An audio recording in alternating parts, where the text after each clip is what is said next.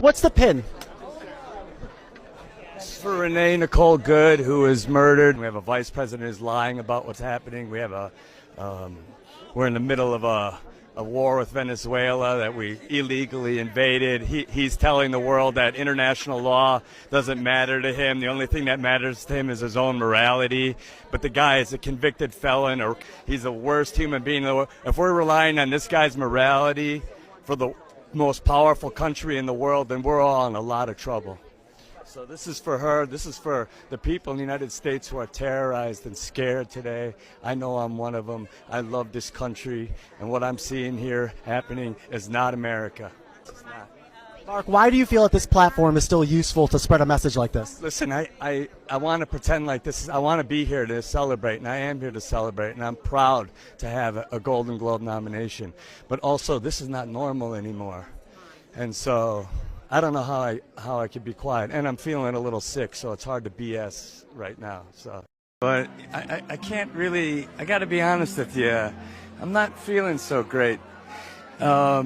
We have a woman, Renee Good, was murdered in our streets of America today, and we got literally stormtroopers running around terrorizing.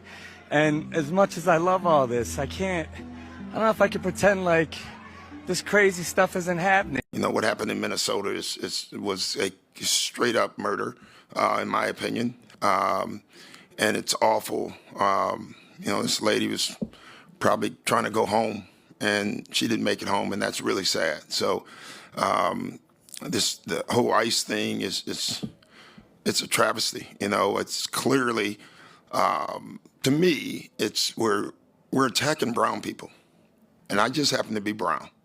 And I don't think it should just be brown people who are upset at this. I think we all have to be. I don't care what side of this thing you are on politically. What's going on in our country right now is absolutely wrong as far as the race stuff. The politics, I'm not going to get into. The race stuff I will, and it's just wrong, and we have to do something. But the only thing we can do right now is keep speaking up, because it doesn't seem like they care, and that's troublesome. Last thing I'm going to say, because I don't want to stay on this, but I could. I keep thinking about kids, and when I grew up, the president was always the role model, and I think about that and the effect of being a bully, lying. How is that good for our kids? And that worries me for our future. So I'll stop there. Hey, shalom, shalom. First and foremost, I want to give all praises, honor, and glory to Yahweh, Bahashem, Yahweh Shai, Bahashem, Rakah HaKodash. Double honor to the apostles and elders of Great Millstone. Peace, love, salutations, and blessings to the house of David, which is the elect. And I just want to touch on, those two videos that you saw real quick. One coming from Doc Rivers, which is the head coach of the Milwaukee Bucks NBA team.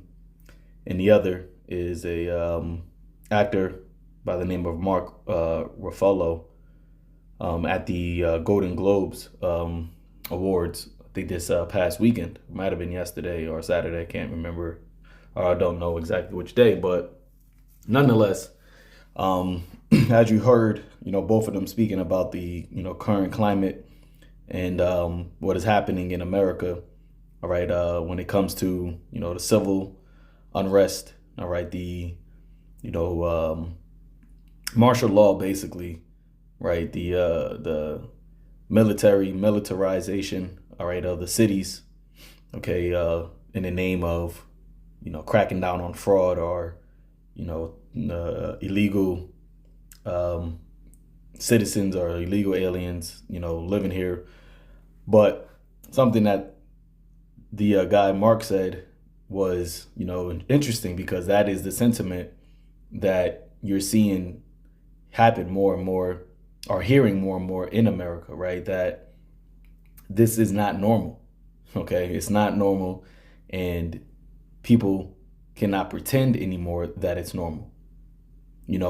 For a while, that is, how people were, getting by, right? How people were, continuing trying to live their life as pretending that everything is regular, right? And that is a notion, right? It's called normalcy bias, which when you look into normalcy bias is basically a mindset that people adopt that, things, nothing is happening, right? Because their lives are normal, right? And they continue to try to pretend or live in this world, right? In this fantasy that things are normal, even though all signs, around them are showing them, improving that it's not normal, right? And it actually puts them in a false sense of security to where when, some type of danger comes,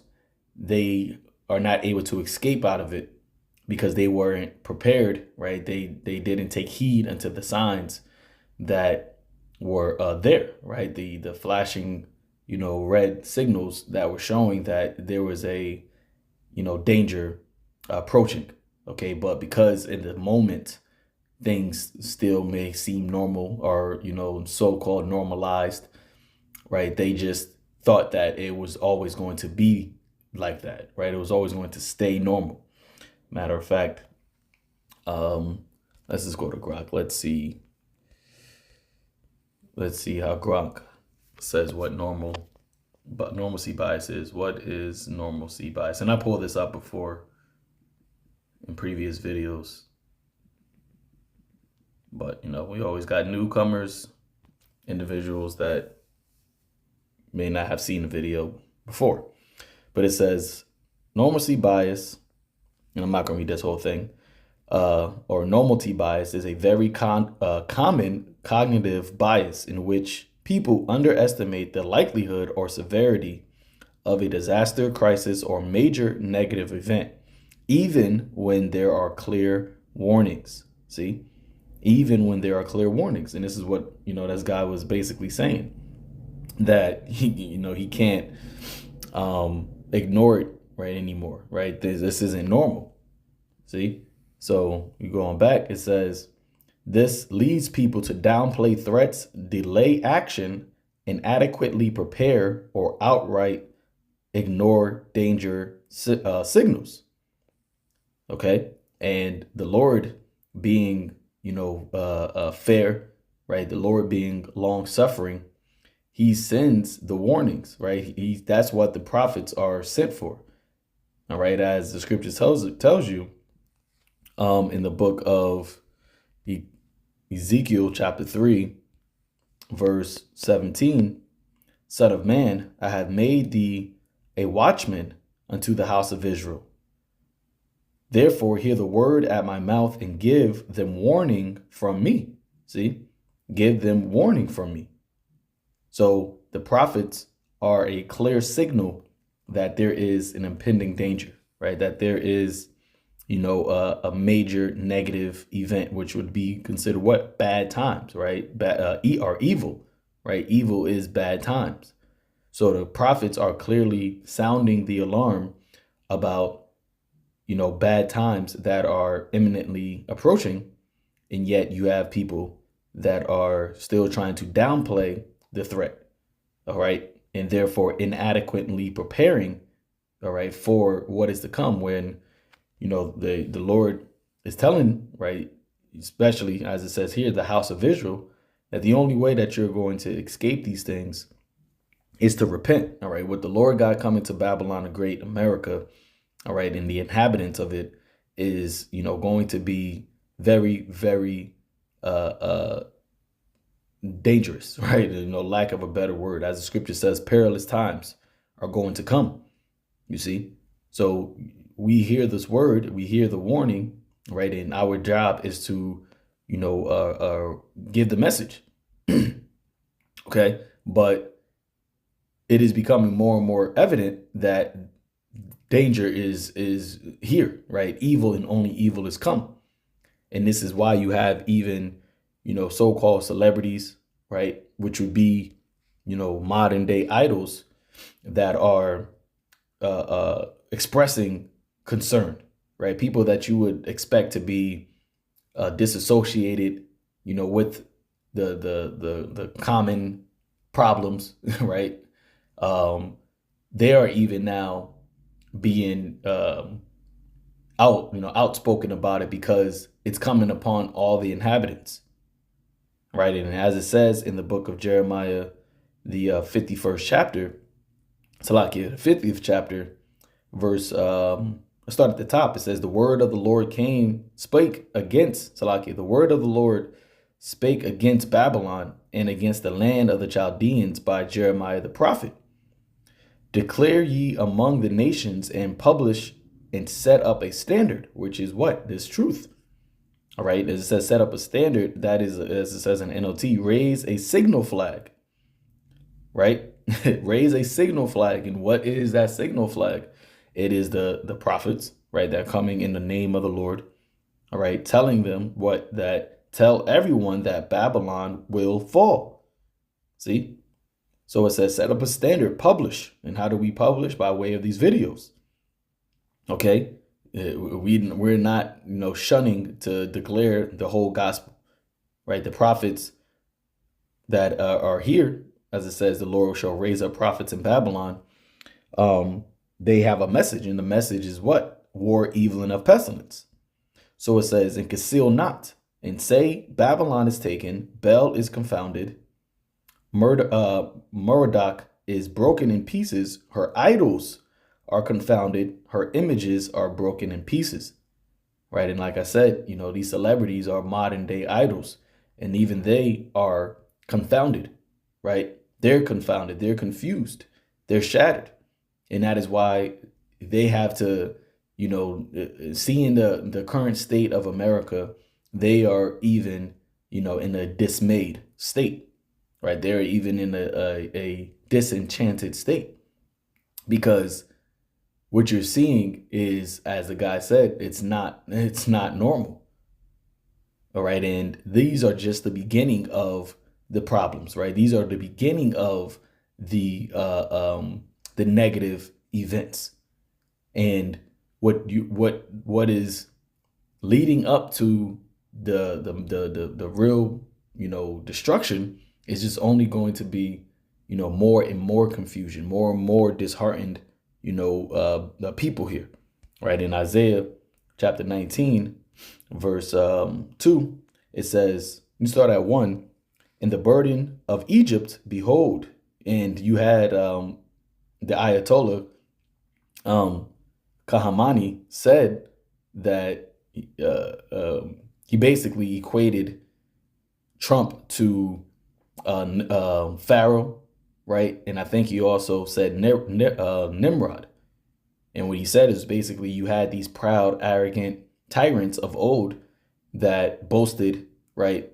But yet they also were broken, right? They also fell, you see? And he's saying that basically Trump is going to end up with that same fate. Now we know Pharaoh, Egypt, right? Pharaoh is the king of Egypt. And we know that this is likened in the scriptures as Egypt, spiritual Sodom in Egypt. You see? So it says, behold, the Lord rideth upon a swift cloud and shall come into Egypt. And the idols of Egypt shall be moved at his presence. And the heart of Egypt shall melt in the midst thereof. Right? The hearts of the Egyptians shall melt with fear. And this is when Yahushua actually returns. As it says, all eyes are going to see him. But once again, leading up into that, you're going to have distresses, right? Perplexity amongst the nations. You're going to have, calamities. You're going to have, infighting and civil unrest and the city of confusion being broken. And all of these things, as the Lord did in ancient Egypt, which was a succession of events that, destroyed the economy of Egypt, right? Destroy the stability, right? And the minds of the people, right? Their heart was destroyed, right? The fear they was overtaken with fear. They had no courage, right? They had no faith in their system, right? They had no faith in their gods to protect them, which are no gods. See, when the Lord plagued Egypt, he was plaguing them when those plagues were like body blows. And that is what the Lord is doing here to Babylon, as it says that he is going to, where is that in the book of Second Esdras, that he is going to plague Egypt again as he did before. But like I said, this is not speaking about ancient Egypt. This is speaking about modern day Egypt here in Second Esdras chapter 15, verse verse 11.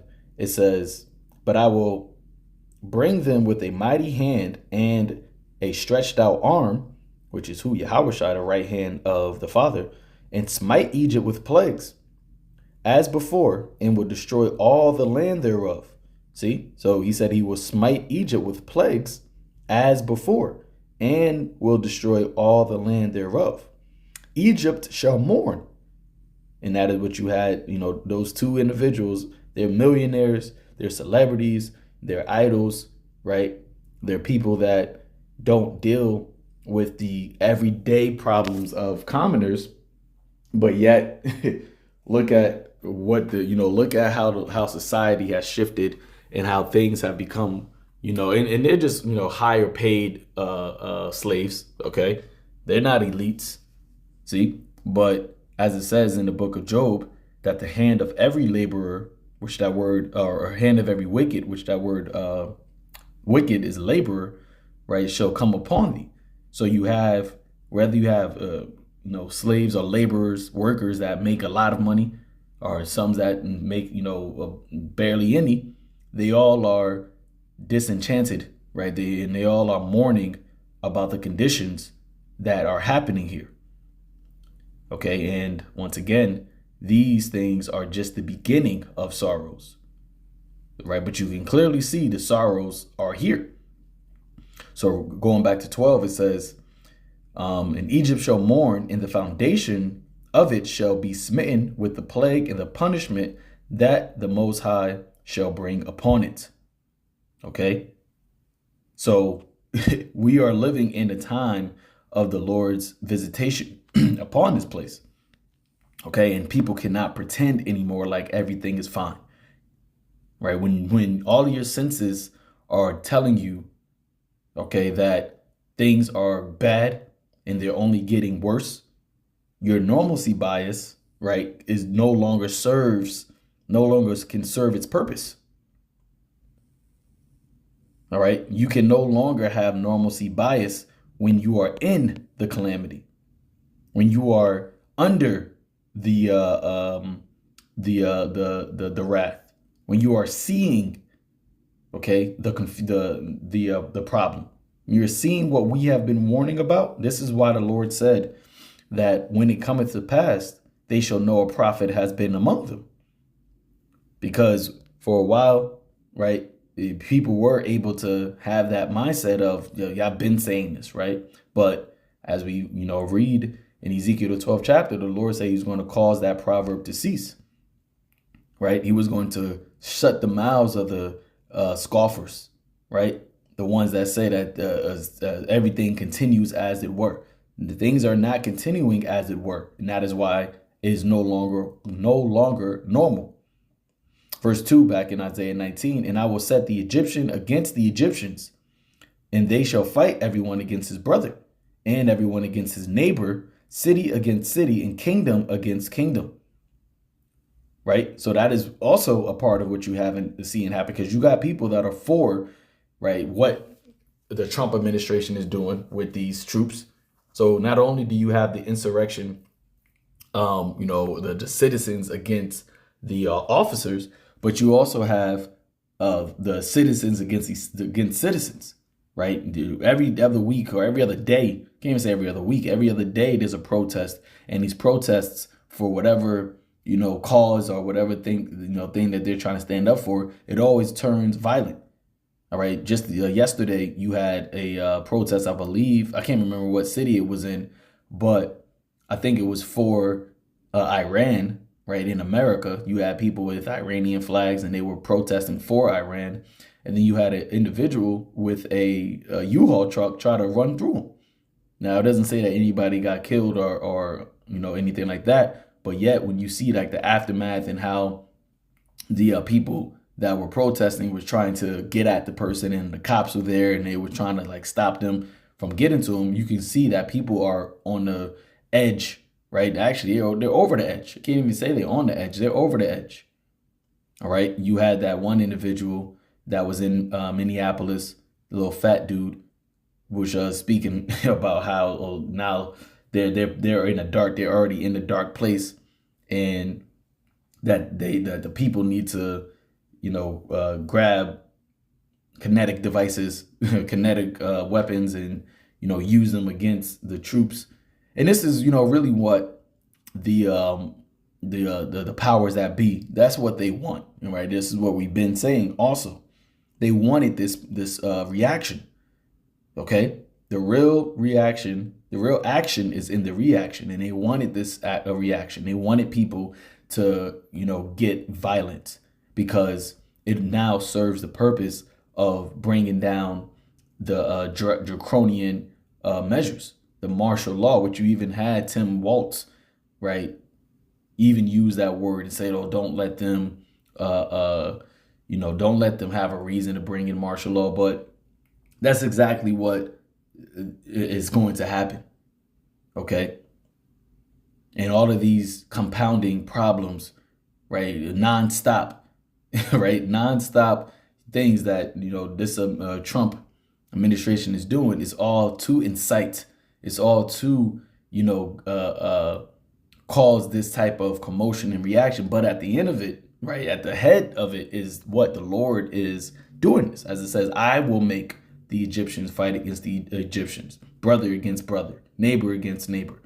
And the way that the Lord is doing this is he's stirring up the pot. He mustered the host of the battle. He is causing these issues, right? Because the thing is these are just spirits, right? You see the vessels, but the spirits that are in these vessels are being controlled by the Father of spirits, right? And he has his messengers, okay, his angels, the left-handed angels, right, that are on the minds of these people to get crazy. Sirach, the 39th chapter, tells you that, right? That the Lord created spirits. There are spirits that are created for vengeance. All right. These spirits that are created for vengeance, where do you think they go? How do you think they manifest? How do you think they get active? They get active by being put on a host, right? AKA possession. Right? Sirach 39, verse 28. There be spirits that are created for vengeance, which in their fury lay on sore strokes. In the time of destruction, and that's the time that we're in. We're in the time of destruction. We're in the time of the Lord's wrath. So in the time of their destruction, they pour out their force, their power, and appease the wrath of him that made them. Fire and hell, famine and death, all these were created for vengeance. Teeth of wild beasts, scorpions, serpents, and the sword punishing the wicked to destruction. And that is what this time is for, right? As it says in Proverbs 11, might be Proverbs 16 rather. Let's see. Proverbs 16 verse 4. The Lord hath made all things for himself. Even the wicked for the day of evil. See? So the Lord created the wicked. He created these spirits of vengeance. He created this time for destruction for the purpose of what? Punishing the wicked, right? It says even the wicked for a day of disaster. Because as it says in the book of Jeremiah, that the sins, right, of Babylon has reached even up into the heavens. Okay, Jeremiah 51 verse start at 8. Babylon is fallen. Babylon is suddenly destroyed. Salakia. Babylon is fallen and destroyed. How for her? Take balm for her pain. If so, she may be healed. All right. And you wearing a little pin, all right, is okay, with you know, in remembrance of this individual, that's not going to heal Babylon, right? You trying to use your platform to speak out about what is going on. All that's doing is just proving that this place is through. All right. Doc Rivers talking about, you know, race relations. That's not going to change anything, because it's a certain spirit that the Lord has out right now. And this is the purpose, right? The purpose that the Lord has purposed upon Babylon is going to be fulfilled. See, and he gave the warning. He let you know, right, that these days were coming. But you people, because everything looked normal, because you wanted to ignore, because you wanted to, you know, deal with the pleasures of Egypt and the pleasures of the flesh and the lust of the eyes and the pride of life, right? You ignored the warning. But now you at the point where you can no longer ignore it. Now you're going to have to deal with the consequences of ignoring it. And the consequences of ignorance is pain, is suffering, is calamity, it's evil. Okay? It says, we would have healed Babylon, but she is not healed. Forsake her, and let us go every one into his own country. For her judgment reacheth unto heaven, and is lifted up even to the skies. See? The judgment is immense, okay, of this place. The blood of the saints that were slain here, okay, there's a recompense for that. The lies, the boasting, the prideness, the theft, the robbery, all of the wickedness, right, the sorcery, all right, that this place is built on. There is a recompense for it. There is a judgment that it must be paid. And we are living in a time of that. All right, we're living in a time where, as it says in verse 6, flee out of the midst of Babylon and deliver every man his soul, be not cut off in her iniquity. For this is the time of Yahweh's vengeance, and he will render unto her a recompense. All right, it is the Lord's time for vengeance, and he will repay her in full with the cup of indignation with no mixture. So the crying out in the morning, right, and the being confounded and all that, that's only just the beginning, man. All right, going back to Isaiah 19, verse 3, it says, "In the spirit of Egypt shall fail in the midst thereof. The Egyptians will lose heart.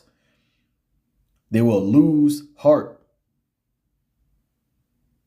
So, hey, get ready for this to be the common vibe that you see out here, man.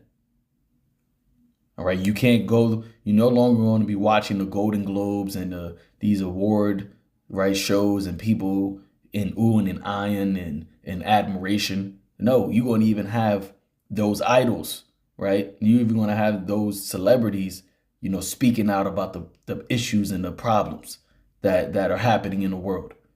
Okay, you try to go to a sport event and listen to the press conference afterwards. No, you're going to start hearing, the players and the coaches speak about the problems and the confusion and the calamities that are taking place here. You see, because of all the world is going to hear, all the world is going to reckon with the word of the Lord. Or you're not going to be able to just ignore the wrath of Yahweh Ba'ashem Yahushai. All right, so I'm gonna close it out with that, Lord willing. This was edifying unto the elect, giving all praises to Yahweh Ba'ashem Yahushai, Ba'ashem Rakah Kodash. Shalom.